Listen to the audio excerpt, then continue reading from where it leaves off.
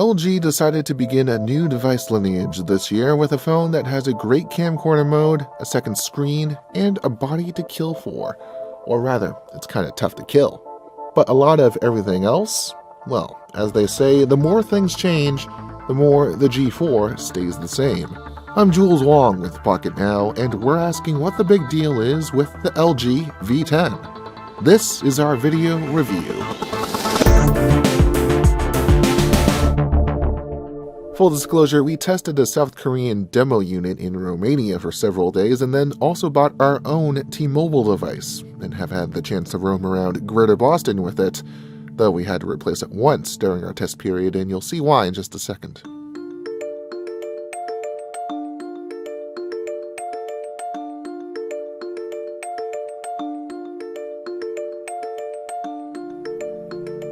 The LG V10 is a svelte wildebeest, a beveled slab, and one tough cookie. That cookie starts with the stainless steel frame and its exposed sidings that are meant to protect vulnerable fracture points for screens, the sides and corners of phones. That's what LG calls DuraGuard right there. The top, bottom, and removable back of the phone are covered in DuraSkin, resilient silicone that is able to withstand some shock. You can color it in black, white, beige, and in 2 shades of blue. Both of those, when put together, really get to protecting. You can see the scuffs here, the scratches on the sidings there. All those tell of a 4-foot fall while I was biking in the middle of the street. The body, battery, and cover exploded onto the asphalt, but when put back together, everything worked, and the Gorilla Glass 4 panel stayed intact. This phone has definitely earned its mil-spec shock rating, though we still don't recommend you take a face-down fall with it. Under the glass sits a Quad HD LCD spanning 5.7 inches, along with an extra bit at the top that adds 160 pixels to the height. All of it is bright enough and sharp enough to be usable in heavy doses of sunlight, but of course, the big attention grabber here is that second screen setup, and sure, it makes some ergonomical sense to move it to the bottom, but with the screen-to-body ratio already this tight, it'd be likely that the 2 camera units next to that second screen would have to move down with it. And honestly, I don't think selfie experiences have to be more awkward than they already are. And in regards to those cameras, one of them has an 80-degree field of vision while the other takes in a wider 120 degrees. Some familiarity as we head back, we see essentially the same camera flash laser focus sensor layout as we did on the G4, though with a little mound around the lens. There's some lovely texturing on the volume rocker with a power button that doubles as LG's first smartphone fingerprint sensor. On our retail unit, yes, it's easy to get at, and yes, it's too fast, but both variables are pretty typical for the smartphone fingerprint sensor field. As has been the case for most of the G series, there's a removable 3000 mAh battery, and the holy grail of power users, the microSD card slot. LG, though, is offering only one disk space option with the V10, and we think that the 64GB storage paired with 4GB of RAM is definitely something we can live with. Finally, like the G4, there's a Snapdragon 808 processor with all the trimmings, and just to be complete about it, here are the major antennas.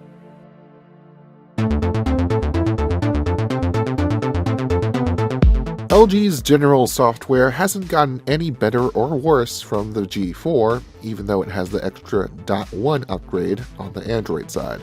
There's an aesthetic cohesion in the interface with the hues keeping to earth and sky tones and a whole bunch of circles overall, but it still wouldn't be our first choice for an Android UI.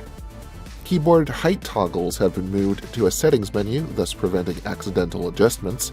We're grateful also for the customizable nav bar with the notification trigger and dual window apps, though we'd wish that LG supported more of them.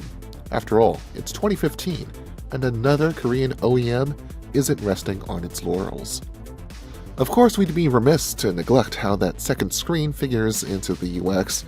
Other than notifications, which have an extra line of room compared to the typical InfoBlast, there are 6 screens that can fill up the space at any given time, from what amounts to a text screensaver to playback controls, an agenda display to one-touch quick contacts, and recent app multitasking to some attempted note features. All in all, we think it's a better way of implementing something Samsung tried to do with its Edge features. Instead of dealing with an on-body curve, The features are actually tucked out of the way enough so that you aren't able to mess with them while using your phone normally. The second screen's on when the main display is on, and it can also be on when that is not, so you can get a quick flashlight going. The second screen is a better take on a more present multitasking experience than what we've seen before, though it still requires a shimmy or a second hand. We think it's well worth the tap savings though, if you went through even the Edge route.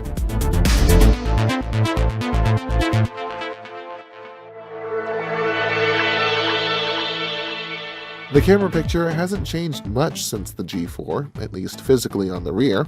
Both of those front facers are 5 megapixels each. The Pro viewfinder for stills remains pretty much the same as does the Auto and Simple viewfinders, and the product these sensors put out are just as good as the G4's, although we seem to notice a slight bit more blotchy noise in poorly lit situations, but HDR typically fixes that up.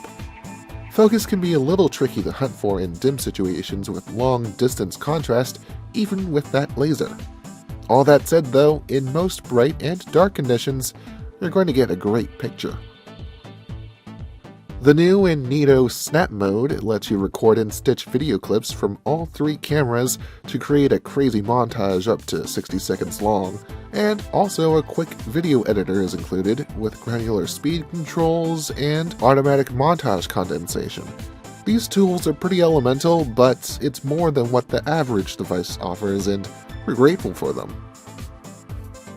The Pro Video Viewfinder is much the same as the stills one, but here there's also a toggle for the 3 microphones on the device, controlling directionality, sensitivity, and wind noise filtering.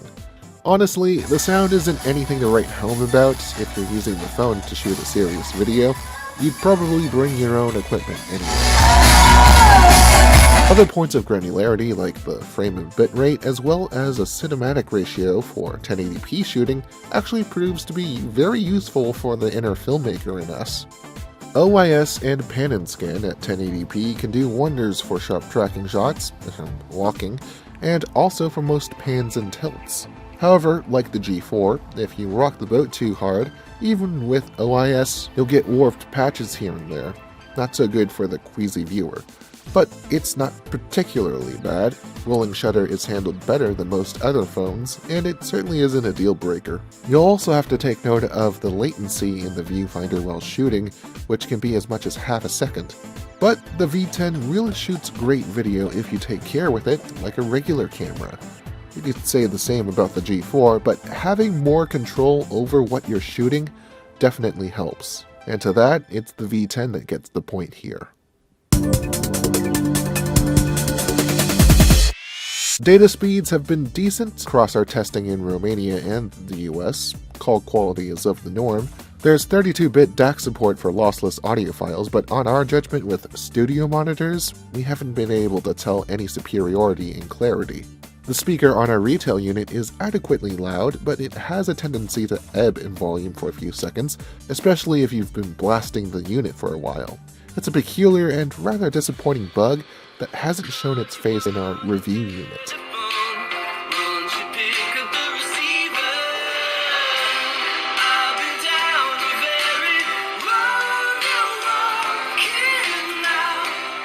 So take that for what you will.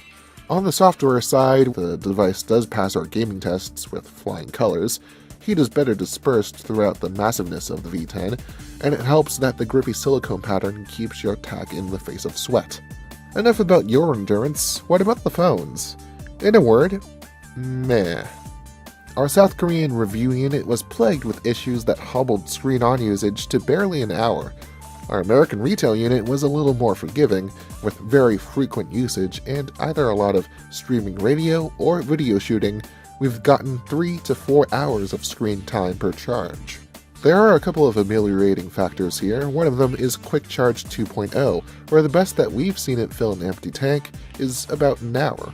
There's also that removable battery, which you can replace with a fresh extra, and while there's no built-in wireless charging, as our Michael Fisher showed us with the G4, and from the looks of the V10's cover, there's a quick and cheap hack you could fix up. T-Mobile's selling the V10 at $600 full retail, while at AT&T it's more like $700. The Death Star is promoting it as a productivity tool, but really, that's the Note series. Big Magenta is propping up the video features, and if you're an indie filmmaker, well, that's great.